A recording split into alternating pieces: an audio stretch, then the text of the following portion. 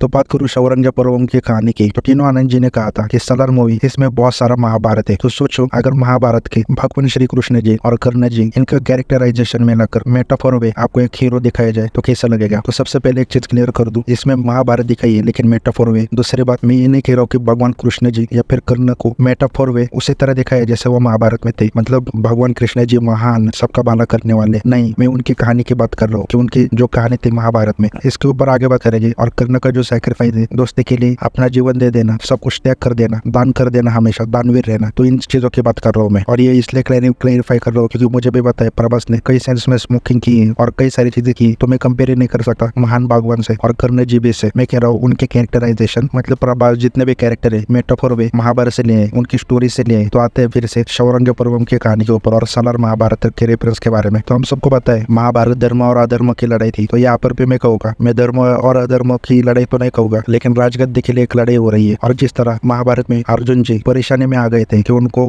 अपने ये भाई के खिलाफ, भाइयों के खिलाफ लड़ना पड़ेगा, अपनों के खिलाफ लड़ना पड़ेगा, लेकिन वो उनको लोगों की भलाई के लिए करना ही पड़ता है। उसी तरह आप देखोगे तो पृथ्वीराज सुकुमारन वरदराज मन्नर अपनी बहन और भाई के खिलाफ लड़ता है, अपने ही पिता के खिलाफ लड़ता है गद्दी के लिए, और वो अपने भाई से भी बहुत ज्यादा प्यार करता है। प्रभास देखोगे तो उसको बोना दिखाया है कि वो बच्चों के साथ बच्चा बन जाता है, वो हमेशा हर किसी की मदद करता है। और दूसरी बात, जिससे मैंने कहा कर्ण जी का एक कैरेक्टराइजेशन, दोस्त मदद करता है, जिससे दुर्योधन कर्ण जी की मदद करता है तो कर्ण जी उसके लिए अपने पूरी जान लगा देते हैं। कर्ण जी के होते हुए कोई भी दुर्योधन का कुछ कर नहीं सकता था। वैसे ही यहाँ पर वही दिखा है कि प्रभास के रहते, सालार के रहते, वरदराजन मन्नर को कोई कुछ नहीं कर सका। लास्ट में हमें पता चलता है कि 3 ट्राइब थे अंसार वर्ल्ड में, लेकिन शौरंग ट्राइब का लीडर ना बन सके, इसलिए राजमन्नर उन्हें खत्म कर देता है, लेकिन उसमें से एक बच जाता है और प्रभास भी उसमें से एक है। और महाभारत तो शौरंग पर्व में देखने को मिलेगी आपको पॉलिटिक्स, महाभारत जाना जाता है उसके कैरेक्टर, उसके पॉलिटिक्स चलते हुए। और जो भी महाभारत में हुआ है वो कहीं न कहीं दुनिया में हर किसी के साथ होता ही है। मतलब ये समझ लो कि महाभारत में हम सबकी जिंदगी दिख चुकी है, महाभारत में हम सबकी जिंदगी का प्रॉब्लम का सोल्यूशन भी। तो फिर से आए तो लास्ट में हमें ये सेट किया जाता है। तो लास्ट में हम देखते हैं फाइनली प्रभास यानी सालार वर्दा का भाई एक तरफ हो जाते हैं, और राधा रामा यानी वर्दा की जो बहन दिखाई है चौथेली राजमन्नर की बेटी और बेटा पहला पत्नी से रुद्रा, वो एक हो जाते हैं। सीज फायर होने के बाद जो ओम नाम का कैरेक्टर है रुद्रा, उससे भी बोलता है मामा मैं तुम्हें मारूंगा नहीं, बल्कि हम दोनों मिलकर राज करेंगे। तो इससे कुछ याद आया होगा तुम लोगों को शकुनी मामा, महाभारत में शकुनी मामा का बहुत बड़ा रोल रहा है। और यहाँ पर अब तो सिर्फ कैरेक्टर सेटअप हुए फर्स्ट पार्ट में, अब आगे देखने को मिलेगा। जैसे जो ओम कैरेक्टर है शकुनी मामा जैसे हमेशा एक के बाद एक चालें चलकर जीतने की कोशिश करते रहते हैं, उसी तरह गरुड़ा यानी रुद्र मन्नर को आगे रखे, उसकी बहन को आगे रखे, ये चाले चलता जाएगा। और दूसरी बात आप देखोगे वर्दा के भाई को भी प्रभास से हमेशा जलन होती रहती है, क्योंकि प्रभास के आने के बाद उसका भाई प्रभास को ज्यादा इंपॉर्टेंस देता है, तो ये उसके भाई को देखा नहीं जाता और वो बोलता है मैकेनिकल चला सकता है क्या। तो ये सब यही दिखा रहा था कि उसे प्रभास को आने नहीं देना था खानसर में, तो वो आगे जाके प्रभास के खिलाफ कटकारस्थान करेगा, लेकिन प्रभास उसे मार डालेगा। तो उसके वजह से भी इन दोनों में दूरी आ जाएगी वर्दा मन्नर और इसमें। और जैसे उग्र में दिखाया था कि वो अपनी माँ की शपथ लेता है, उसके माँ की वजह से उसका दोस्त उसे जिंदा छोड़ देता है, उसी तरह सलर में भी प्रभास अपनी माँ की शपथ लेता है कि वो कभी नहीं लड़ेगा। इसलिए देखोगे इंटरमिशन में माँ के कहने पर ही वो फाइट करता है, क्योंकि उसने शपथ ली होती है कि जब तक माँ नहीं कहेगी तब तक वो लड़ेगा नहीं। यानी जब वर्दा मन्नर उसे मारने आता है तो दोस्ती की वजह से, और वो फिर खानसर कभी ना आएगा इस शर्त पर उसे छोड़ देता है। लेकिन उससे पहले ये जितने भी राज मन्नर है, वर्दा है यानी गरुड़ा का कैरेक्टर, प्रभास इन सबको मार डालेगा, लेकिन इनका बदला लेगा राधा रामा। और भी कई कैरेक्टर थे पंडित जिनको सेटअप किए और जिनको सेकंड पार्ट में दिखाया गया कि इनका क्या रोल था। अब वो देखना तो होगा कि